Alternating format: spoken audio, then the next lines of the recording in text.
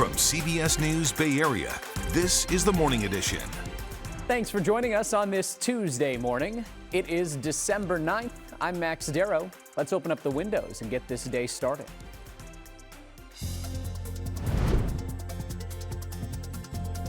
We already have kids who are telling us it's too hard to be Jewish. A South Bay school now investigating an anti-Semitic incident going viral on social media, and parents are outraged, calling it disturbing and unacceptable. The partial tax will go 100% for operations. So it will be to sustain the services that we have. Plus, San Francisco voters could have a say on a new lifeline for MUNI. We break down the proposal for a tax on next year's ballot and tell you why some transportation advocates say it's not enough. The lockers make it even more convenient for students to pick up the food on their own schedules. Students in need from Diablo Valley College are getting a helping hand thanks to their local food bank. We're live from the food bank of Contra Costa and Solano all morning long with more on how they are stepping up to feed those who need the help the most. It still blows my mind to think, hey, every day I get up and I go to work with a robot. And straight out of a sci-fi movie, meet the robot that can help you with your chores, like even folding your laundry. And good morning to you. It is Tuesday here in the Bay Area, and as we wake up and head out the door, it's another chilly morning for us. Make sure you grab that jacket, a thick one at that, because we're holding on tight to 40s this morning, widespread throughout the Bay from the Santa Clara Valley off into the North Bay. Let's zoom all the way into places like the East Bay, because Antioch this morning is waking up to 42 degrees. Let me show you your daytime high there. 47 degrees. So only a 5-degree difference as we head outside today and tomorrow, and we're going to continue to see similar conditions heading into this weekend too. A little bit of a warm up, but long story short, this is cool for this time of year, especially over into those microclimates.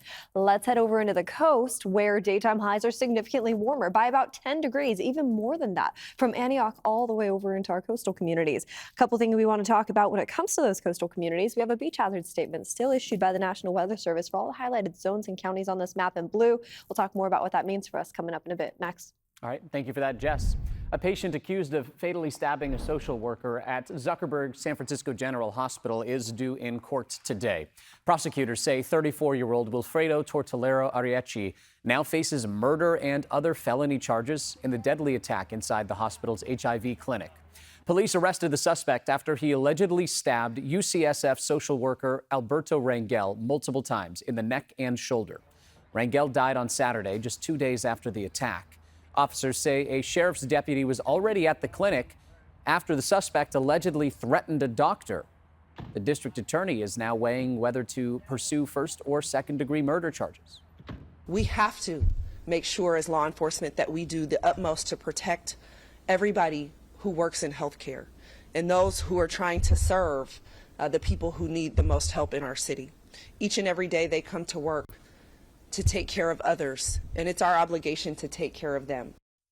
San Francisco's Department of Public Health has ordered an independent safety review at the hospital. The facility is tightening access to key areas and plans to add a weapons detection system at the entrances. Teachers in the West Contra Costa Unified School District are set to strike for a fourth school day as union members return to the bargaining table this afternoon. Union and district leaders were not able to reach a deal on a contract over the weekend. The United Teachers of Richmond is requesting a 5% raise, but the district says it can't offer more than 3% since it is facing a $17 million budget shortfall. The meeting is scheduled for 3 o'clock today at Alvarado Elementary School.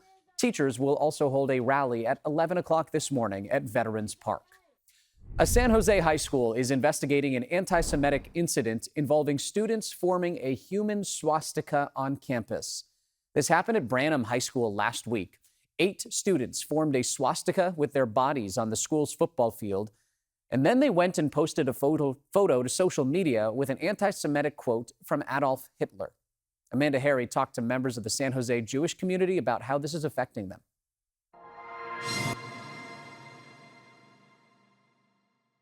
Honestly, my immediate reaction was a great fear. News of a group of San Jose teens forming what's been described as a human swastika has rippled through the community. Police are investigating what was reported as a hate crime, and Mickey Weiss is trying to navigate how to help her teen. we had a long conversation with our sophomore the entire weekend. And as much as I try not to scare him off, I want him to be prepared that things like that can happen, because this is the reality we're living in. Weiss is Jewish and never imagined having to talk to her son about this symbol appearing in his school district nearly a century after it became synonymous with hate, anti-Semitism, and racism during the Holocaust. The ignorance is overwhelming. Students are not properly educated in the school system. In our high school district specifically, there's no end to what might happen. Weiss's son goes to Lee High School. The incident happened at Branham, but Tali Klima with the Bay Area Jewish Coalition says the shock and disgust is far-reaching. This has reverberated far beyond just the student community of Branham High School. It's the parents, it's the entire San Jose community, and this has gone, throughout the Bay Area and the Jewish community, throughout California, really. The students posted the photo of the human swastika to social media with a quote from Adolf Hitler.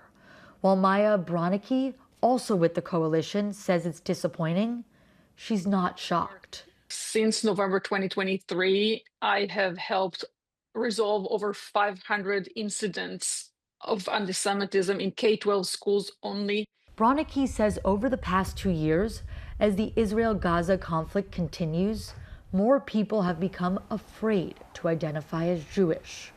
We already have kids who are telling us, it's too hard to be Jewish. Mom, I don't want to for people to know that I'm Jewish. Bronicky wants to see more education on the history of Judaism in schools. And the Branham High School principal says they're going to do just that. Branham is implementing multiple educational approaches to help students understand the history of the Holocaust and the impact of hate symbols, hate speech, and anti-Semitism. But as a parent of a Lehigh Jewish teen, Weiss still wants to see this type of action from the entire Campbell Union High School district.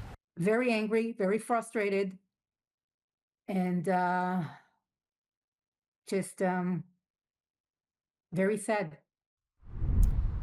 Moving around the Bay now for headlines in your community. Palo Alto is cracking down on people turning RVs into rentals. City leaders just passed new rules aimed at getting these vehicles off the streets. The city council voted 6-1 to ban renting out RVs and leaving unattached trailers parked on streets. The move targets so-called van lords who profit by renting RVs as housing. The ban starts now with a $500 fine for violators. Police will begin enforcement 2 weeks after posting signs. One council member pushed back, urging the city to focus on more housing solutions for RV dwellers. To San Jose now, where the U.S. District Court for the Northern District of California will weigh in on the Trump administration's immigration courthouse arrest policies. A class action lawsuit filed by the Lawyers Committee for Civil Rights of the San Francisco Bay Area is challenging a policy that allows Immigration and Customs Enforcement, ICE, to make arrests in and around courthouses. The committee is looking to halt this policy, arguing it violates federal law. So the court will consider whether these policies violate the Administrative Procedure Act, which governs how agencies develop and issue regulations. City leaders in Santa Cruz will meet today to discuss sharing the data of its automated license plate reader cameras from the company Flock Safety. Last month, the city paused sharing its Flock Safety camera data after discovering the out-of-state agencies, including ICE, were illegally accessing license plate data without the knowledge of local police. Santa Cruz police say several other nearby departments also use these Flock cameras. There are about 300 of them along the Central Coast. The time is 6:09 on this Tuesday morning. President Trump announcing billions of dollars to help give a boost to farmers hit hard by tariffs. We break down the massive aid package coming up next. Let's now go live to Veronica Macias with more on how a local food bank is helping students in the East Bay. Good morning, Veronica. Good morning to you, Max. You know, staff here at the Food Bank of Contra Costa and Solano County are busy this morning already. And coming up, we're going to tell you about how sometimes those in most need are juggling multiple jobs. And now the food bank has provided a way for them to get meals at their fingertips. Welcome back. Watching live feeds on our wall of monitors, we are tracking breaking stories from around the world. President Trump announced a $12 billion aid package for farmers hit hard by his tariffs. U.S. farmers have struggled to sell crops in the wake of price hikes that took effect after the Trump administration imposed higher tariffs on China. White House officials said farmers can apply for the funding in the coming weeks. The payments will be disbursed by late February. Waymo is expected to voluntarily recall its robotaxis this week. It follows several close calls with school buses in Austin, Texas. Waymos were captured on video multiple occasions, ignoring flashing red lights and stop signs on the buses. The feds were already looking into the issue after a similar school bus incident in Atlanta back in October. While nobody was hurt, Texas authorities say they cannot ignore this safety issue. Waymo says the company is proud of its far lower crash rate than human drivers, but true safety means owning it when the company needs to do better. New video just into the newsroom from Japan following a powerful overnight earthquake. A magnitude 7.5 quake hit off the coast of Aomori late Monday, shaking northeast Japan and forcing 90,000 people to evacuate. The country's Fire and Disaster Management Agency says at least 33 people were hurt. Tsunami warnings went out with waves up to 27 inches, but officials lifted all alerts by the morning. Another smaller earthquake shook the East Bay again last night. The USGS says there were at least 10 earthquakes there over the last 24 hours. One of them a magnitude 2.9 in Piedmont, the rest of them near San Ramon, including a 3.6. They hit east of 680 along Al Costa Boulevard in a neighborhood that sits on the Calaveras Fault. Scientists say this may be tied to micro movements on that fault or other small ones nearby. The USGS also points out this isn't new for San Ramon. They've seen similar earthquake swarms there in 7 different years since 1970.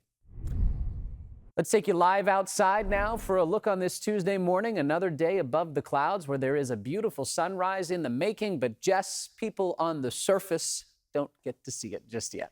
Not yet, unless you climb to the tippy top of Black Mountain, maybe Mount Tam Diablo, but reality is it's Tuesday. None of us are doing that as we head outside. We're probably heading to work and school this morning, and as we do that, we're off to a chilly start. 40s in the forecast, all the way down into the Santa Clara Valley, 40s all the way over into the East Bay. Let's zoom all the way into Antioch, Chase, because I want to show you a couple things as we head outside today. Into the afternoon hours we go. Here's your daytime highs. A 5-degree difference compared to where we're at right now. So it's a chilly day for us over into the Delta. Let's zoom out and take a look at the rest of the Bay Area. From the North Bay near Napa, sitting in the 50s today, stretched all the way down into the Santa Clara Valley with upper 50s. It's a chilly setup for us throughout all these inland microclimates. But as we head over into the coastal communities, take a look at this. We have low 60s in store for us today near Half Moon Bay. Now, I was just at the coast last night, and it was beautiful for that sunset. We'll see a repeat of that again today with beautiful colors filling the sky. We're seeing clear conditions along the coast, still cloudy conditions over closer to the Delta, filling in the Sacramento Valley with that Thule fog. But hey, you see that blue color along the coastline? Let's talk about this real fast. The National Weather Service just updated this morning. It's another day of that beach hazard statement. Rip currents, sneaker waves are definitely possible. So for all the surfers out there, just be very careful out there along our shoreline. Let's talk a little bit more about our inland spots, though. As we head over into places like Solano County and northern parts of Contra Costa County, it's another day of that Thule fog really spilling over into the Bay Area from the Sacramento Valley. It's stubborn once again today. This is just around 10 o'clock. Still seeing cloudy skies over in those communities. All the way into the 5 o'clock hour tonight, it's not budging. Anywhere from Sacramento all the way over along that highway, stretched back into Antioch, and just along the Delta in general at that floor level, you're going to be dealing with some poor visibility at the surface. So be very careful of that as you head out there on the roads this morning. It should lift a little bit more into the afternoon hours as temperatures start to rise and you see that spread. Now, throughout the next couple days, we're just dealing with mild temperatures, upper 50s and lower 60s throughout the bay, partly cloudy skies for the most part. It's really not until next Monday where we start to see another chance of showers roll in from offshore. I'll have more on that coming up in just a bit. For now, back to you. All right, thank you for that, Jess. Let's hit the road and check on your morning commute. In Castro Valley, we are tracking 2 crashes on westbound 580, both of them blocking the left lanes. One just after the Eden Canyon Road exit and the other just before the Castro Valley Boulevard exit, so you should expect a bit of a backup through that area. Just south of there in Hayward, westbound 880, it's moving slowly, likely due to incidents in the Castro Valley area. Top speeds are about 30 miles an hour through that stretch right now. Let's give you a live look at the Bay Bridge. We have reports of high winds from the span all the way to Fremont Street. So be sure to take it slow and be prepared for a little bit of pushback as you drive through. That is a look at your morning commute.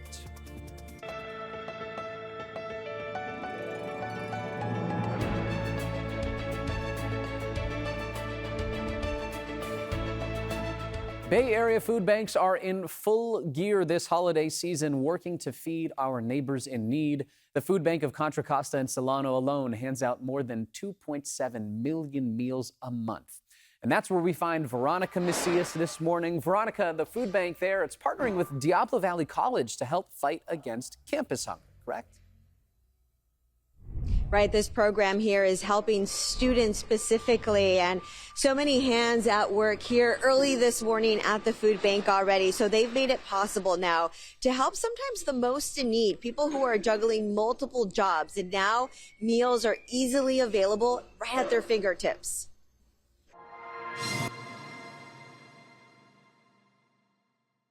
So let's get this in the refrigerator right away as well. Wellness manager at Diablo Valley College, Alicia Faustio, is helping student workers unpack after a trip to a Contra Costa food bank distribution site. Here at DVC, we're not just in the business of minds, we're in the business of hearts and minds. While it may run like a business, Super. Give me like 2 minutes and I'll let you know when you can make your way in. So we everything inside this pantry on campus is free for students. On a weekly basis, they're helping feed about 250 in need. It's important that we acknowledge that food is vital not only to our health but our mind, and students studying can really do better when they're fed.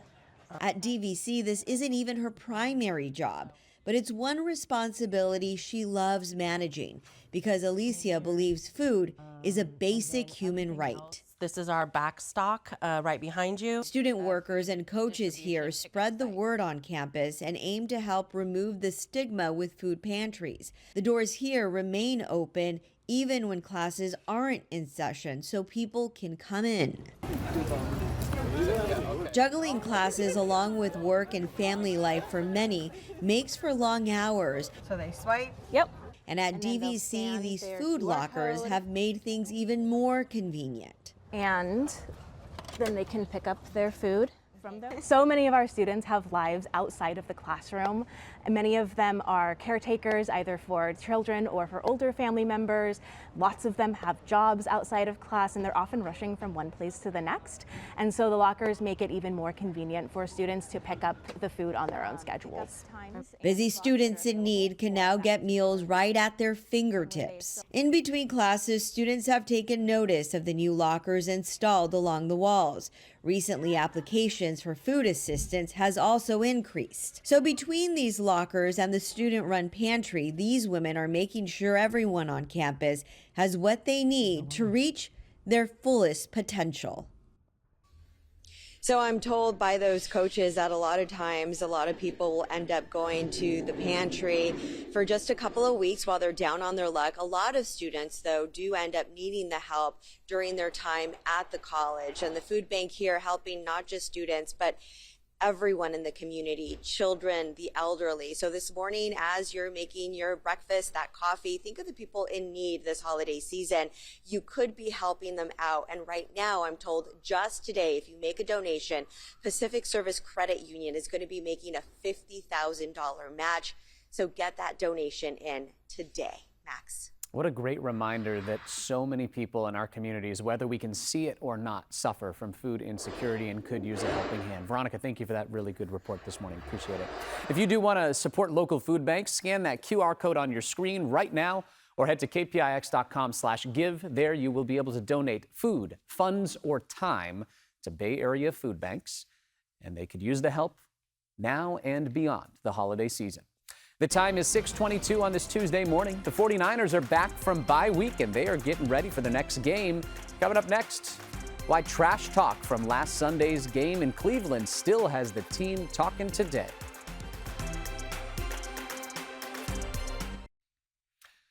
The 49ers returned from their bye week on Monday, but it was something that happened in last Sunday's game that was still making news when the team came back.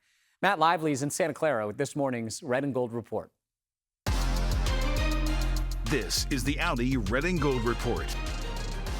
The 49ers returned to practice on Monday after their bye week, and for Juwan Jennings, it was a chance to take a week off from football and jawing at his opponents. He says some things that you should not say to another man ever, but I don't respect it because you say that, then run behind your O-line. That's some real soft shit, and I want that known. I see exactly why they punched you nuts. I'm surprised nobody punched him in the jaw yet. Thought it was just a lot of talk, honestly. I think they wanted some attention. Clearly, a few members of the Browns didn't care for Jennings' trash talk in Week 13, but the Niners receiver isn't backing down. I do know it ain't that bad. That's what I do know. I'm going to just keep it to myself with what I said, but I know it wasn't that bad, and he knows that. It's funny, and so, I mean, if he sees me to smack me, maybe I'll find out that day. The line for trash talk in the NFL seems to be viewed differently for everyone. Talk about someone's like family, I guess, or like personally attack them.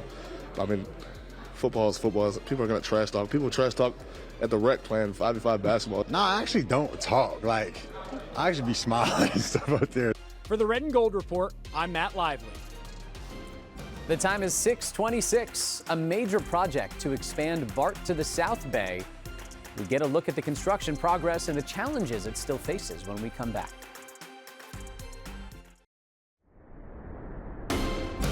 From CBS News Bay Area, this is the Morning Edition. Welcome back. A beautiful shot of the fog on this Tuesday morning. This is from Sutro Tower. I think that is Mount Diablo in the far right-hand side of your screen. A beautiful sunrise in the making. I said it earlier, Jess, but again, I don't think anybody's going to get to see it this morning in the Bay Area. You're going to get to see the fog. That's nice. Yeah. We like that here. Yeah, and then it'll be like a little bit brighter in the next couple hours, but still fog nonetheless. And you know what? It's another chilly day for us. You head over into the East Bay. Yesterday I was over there. That fog was stubborn, especially over into the Delta too. But let's zoom all the way over into the East Bay. I want to talk about microclimates like Concord, Livermore, specifically Antioch. Here's your current temperatures. Here's your daytime highs. Not much of a difference, right? Let's zoom out and take a look at the North Bay, stretched all the way along our coastal communities. We have 50s in store for us today near Santa Rosa, San Francisco, all the way down along the peninsula, stretched into the Santa Clara Valley. We'll actually see some low 60s trickled in there too along the foothills. Let's head over to the coast real fast too. You see that blue color highlighting the whole coastline. We're under a beach hazard statement this morning issued by the National Weather Service. Rip currents, sneaker waves, high waves expected into this afternoon. I'll have more on that coming up in just a bit. Max? All right, we'll look for that. Thank you, Jess. The suspect in a deadly stabbing at Zuckerberg San Francisco General will face a judge today. 34-year-old Wilfredo Tortolero Arrietchi is accused of stabbing social worker Alberto Rangel multiple times in the neck and shoulders. Rangel died Saturday from his injuries. Officers say a sheriff's deputy was already at the clinic that day because the suspect had allegedly threatened a doctor. Prosecutors are still deciding whether to charge him with first or second-degree murder. One day longer! The West Contra Costa teachers' strike hits day 4 today. Union members head back to the bargaining table this afternoon after weekend talks failed to produce a contract.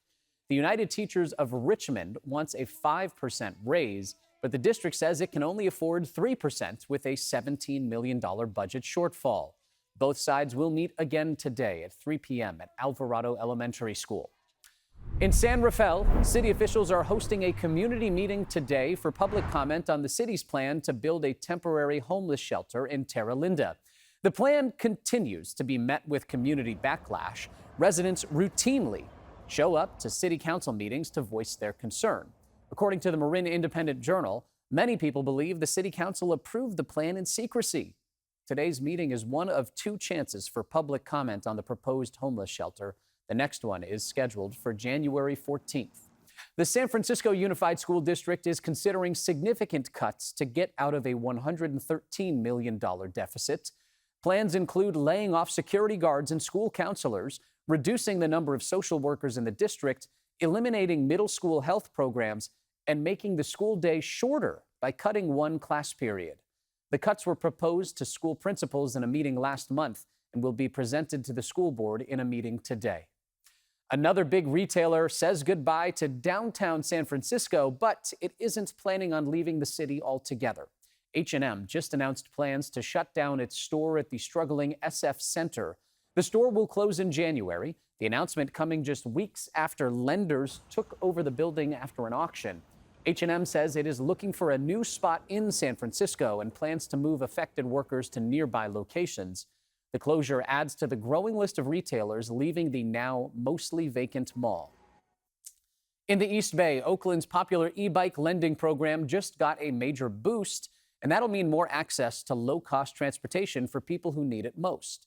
The city expects to receive $800,000 from CalSTART to keep the program running for 4 more years.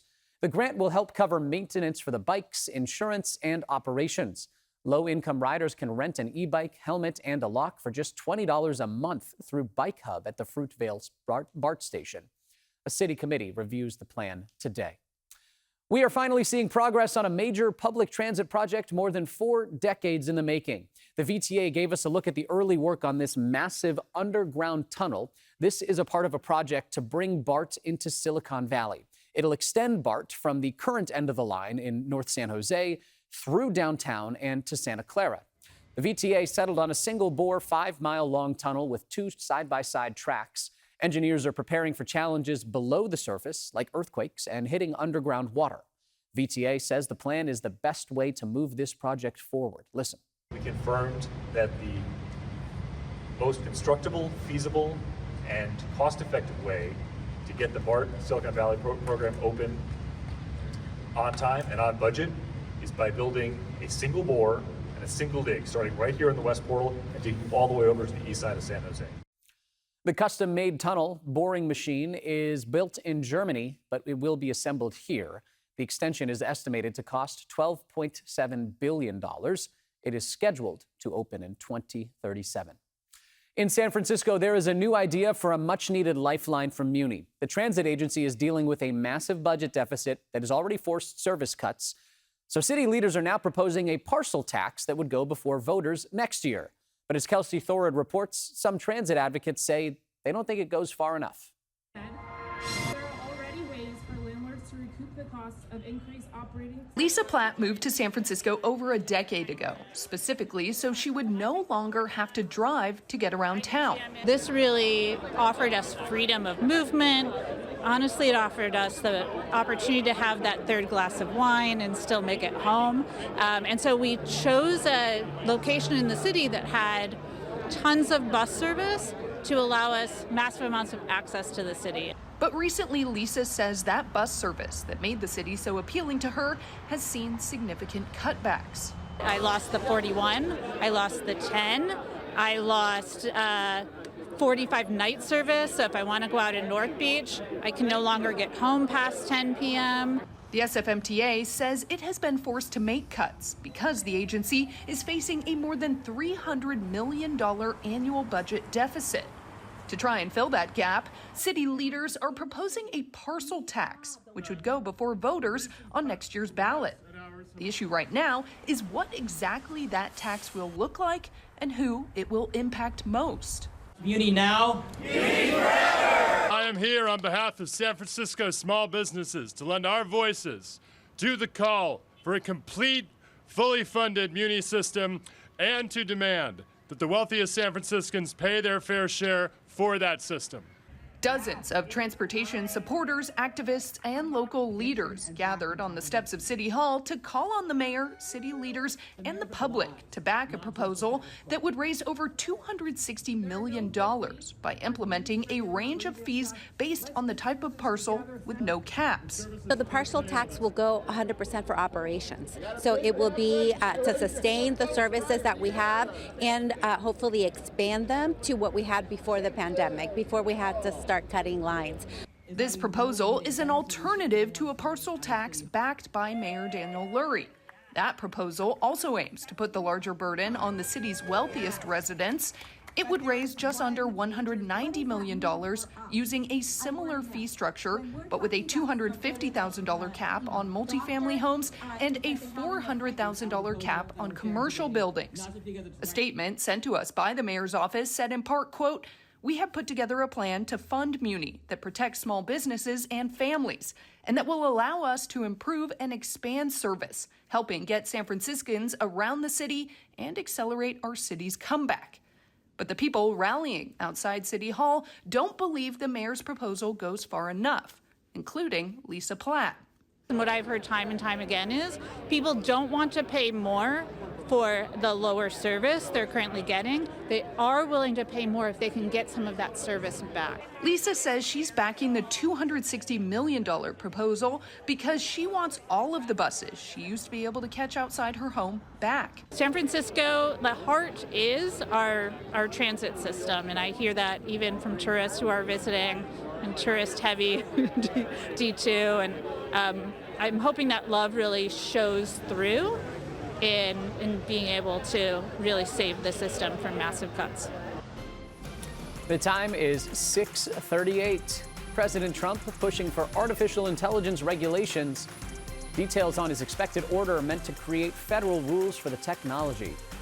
Go back live now to Veronica Macias with more on how a local food bank is helping students on a daily basis in the East Bay. Hey, Veronica.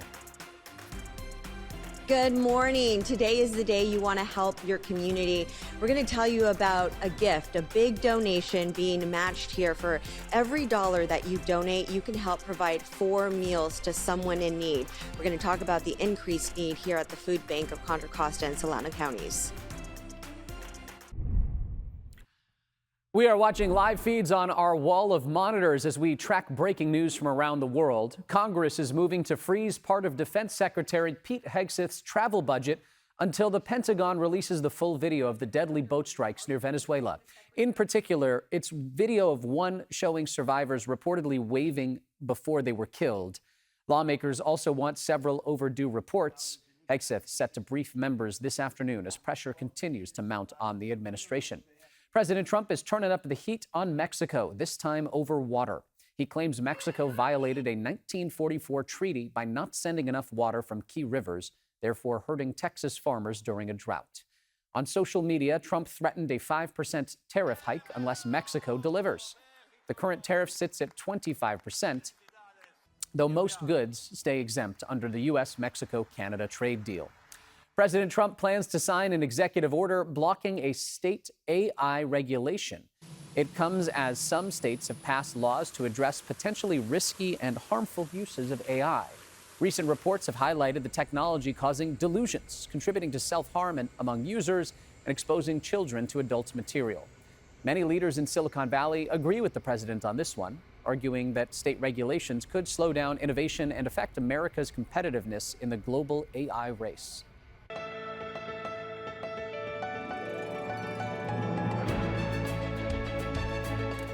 Bay Area food banks are in full gear this holiday season. The Food Bank of Contra Costa and Solano is one of them, working hard, saying it now provides enough groceries to feed about 79,000 households every month. Our Veronica Macias joins us live now from the Food Bank of Contra Costa and Solano. Good morning to you, Veronica. Good morning, Max. Yeah, they provide food to quite a lot of people, and it's so important for you to help out if you can, to give a donation, make your contribution in your community. I'm going to go ahead and bring in Jeremy this morning with the Food Bank, who's going to tell us about the increase in need that you've been seeing in your community. How have you seen that, and how do you know it's there? Yeah, absolutely. So during this time last season, we were serving about 65,000 households. We're now serving about 79,000 households. So that increase, and that's without, the shutdown as well as the freeze to cow fresh that we experienced earlier last month. And what do these faces look like? These are people who are down on their luck. What are some of the perhaps examples they've told you and of how they're affected?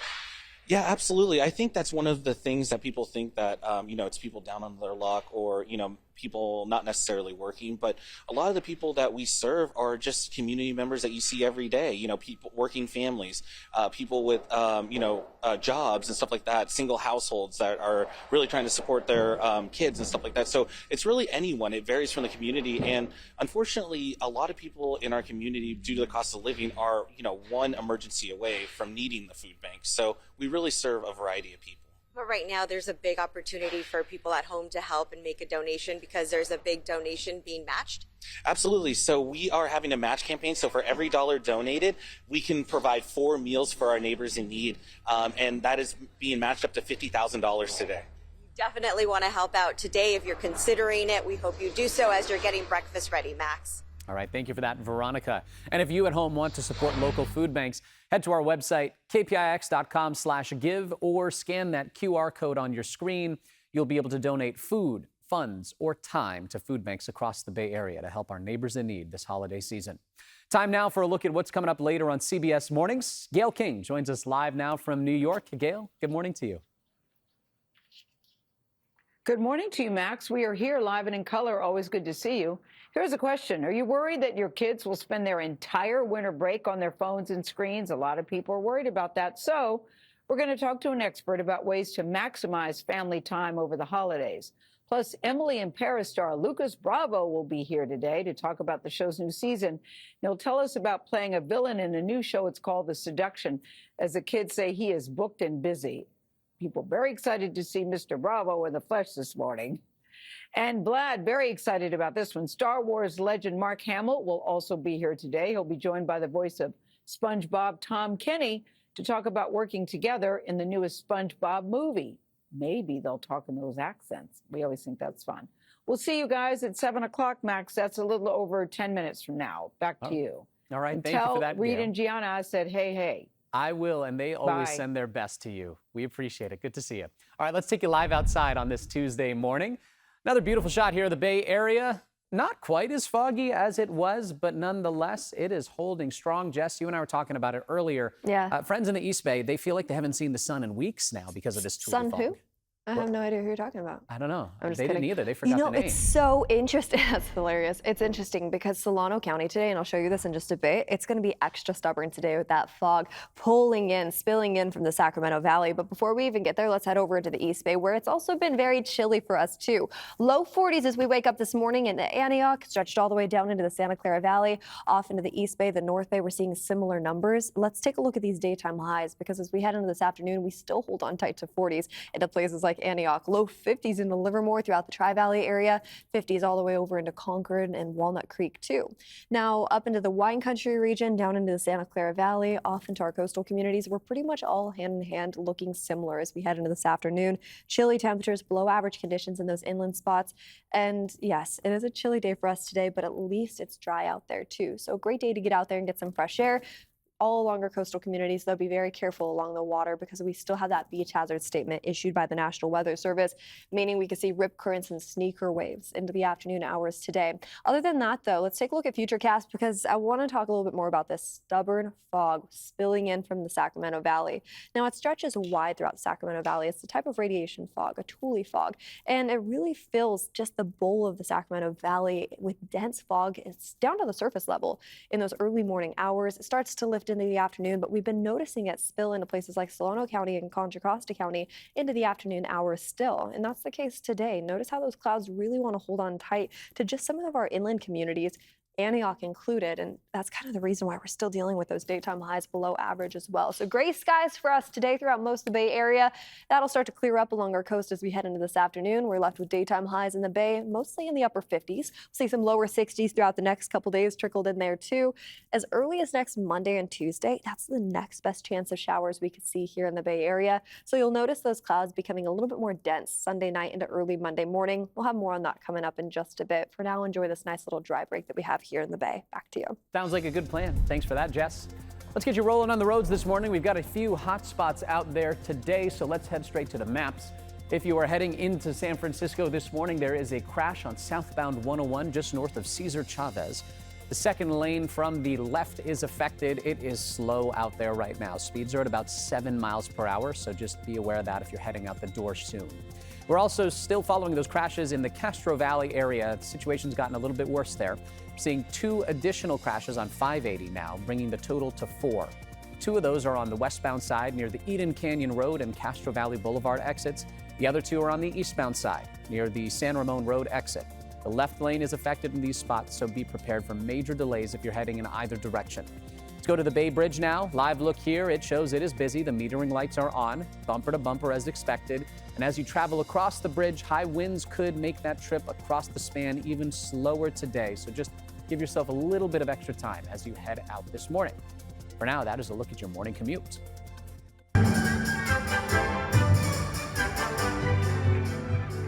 Well, kids got into the holiday spirit at the San Francisco Symphony's Deck the Hall concert. In the audience, 3,000 students from 100 different Bay Area elementary schools. For a lot of them, it was their first trip to the symphony. The symphony played classical, gospel, and Latin music. Children's choirs also performed and danced as well. A Golden State Valkyries star spreading holiday cheer. Forward Kayla Thornton visited kids in the pediatric unit at the Kaiser Permanente Oakland Medical Center. Thornton and Violet, the Valkyries mascot, went room to room yesterday visiting the kids there. They also gave them jerseys. Thornton says she was happy to stop by. It's a heartwarming to see these kids to come in and just to be able to see them smile and to give them something not so big, but something as a jersey and them just be happy. It's heartwarming. The children were excited for the visit, of course. One teenager said it was really nice to see the local team showing up for the community. The time is 6:51. The Federal Reserve announcing its final interest rate decision of the year. What you can expect from the important meeting taking place today in our Money Watch report. And how about a tech-savvy friend to help you with your chores? We'll introduce you to the robot lending a helping hand at a Bay Area laundromat. Up next. Welcome back at 6:55 on this Tuesday morning. It is time for your Money Watch report. We're taking a live look at the big board, and it is in the green so far this morning. Always a good start. The Federal Reserve kicks off a 2-day meeting today, and all eyes are on what could be the final rate cuts of 2025. Most experts expect a quarter-point cut tomorrow, which would lower mortgage rates, credit card interest, and other loans. But the feds face pressure with no fresh hiring or inflation data due to the government shutdown. Tariff-driven inflation and rising layoffs have made the Fed's job harder, balancing affordability with a cooling labor market. President Trump announced on social media that he will allow NVIDIA to sell its H200 computer chips to some approved customers in China. The president says the U.S. will take a 25% cut of the sales, and the Santa Clara-based tech giants Advanced Blackwell and Rubin chips are not a part of the deal. He also adds that the Commerce Department is finalizing the details and that a similar approach could apply to other American chip companies, including AMD and Intel. Carmaker Stellantis says it is bringing the Fiat Topolino to the U.S. soon. The tiny 2-seat electric vehicle has a top speed of 28 miles an hour with a battery range of about 50 miles. Fiat Topolino is currently only available in Europe and South America. More details are expected to be released next year. The Powerball jackpot continues to climb this morning. Nobody matched all 6 winning numbers last night. Tomorrow's jackpot is now $930 million, making it the 7th largest in the lottery's history. The estimated cash value worth more than $429 million before taxes. The Bay Area is on the cutting edge of artificial intelligence, of course. AI has written our emails and driven our cars. But as Itai Hod reports, it is now coming for our chores. In this small laundromat in San Francisco, the future is unfolding. On a typical day, Philip Charette, a laundry worker, handles hundreds of pounds of clothes, enough to make anyone's head spin. The longest and most tedious part is folding the actual articles of clothing.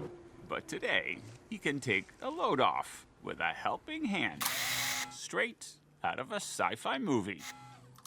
Meet Isaac, a robot equipped with cameras and sensors that can sort, fold, and stack piles of clothes with surprising precision. It still blows my mind to think, hey, every day I get up and I go to work with a robot. Philip works for Tumble, a San Francisco-based laundry service that gets your clothes done in 4 hours. Now, with a little help from Isaac. He's a tad slow, about 2 minutes per item, but Philip says he's still learning. You get a lot of people watching you? Oh yeah, there's a lot of people. He really is a celebrity in his own right. And Isaac is just the beginning. Neo, a humanoid by Palo Alto startup 1X, is set to hit the market in 2026. Automated helpers are taking the grunt work out of chores, with a global household robot market expected to soar from $12 billion in 2024 to $71 billion by 2034. It's picking up the toys. Condorusas, the co-founder of Weave Robotics, the company behind Isaac, says these domestic robots are giving people something money can't buy: freedom. We want to make sure that people don't have to spend time doing things that they don't want to do. The price tag, tens of thousands of dollars, depending on the robot. The big question, can he do fitted sheets? Fitted sheets? Oh, with the elastic band. God, I can't do those even. And while Isaac has a few wrinkles to iron out, one thing's for sure: they'll never fold under pressure. The laundromat CEO tells us with Isaac on board, it is not just the laundry getting lighter. The company hopes to bring its pricing down in the near future from $55 to $35 per bag. Interesting stuff there in San Francisco. Coming up, it is Christmas time in the East Bay. The Joy to the Town celebration bringing holiday cheer to the city in a big way. The details are just ahead. And there's new progress on a major project that's bringing BART into the South Bay. We have an update on this massive underground tunnel. And let's take you live outside for a beautiful shot of the sunrise here in the Bay Area. We hope to see you on Pix Plus 44 Cable 12.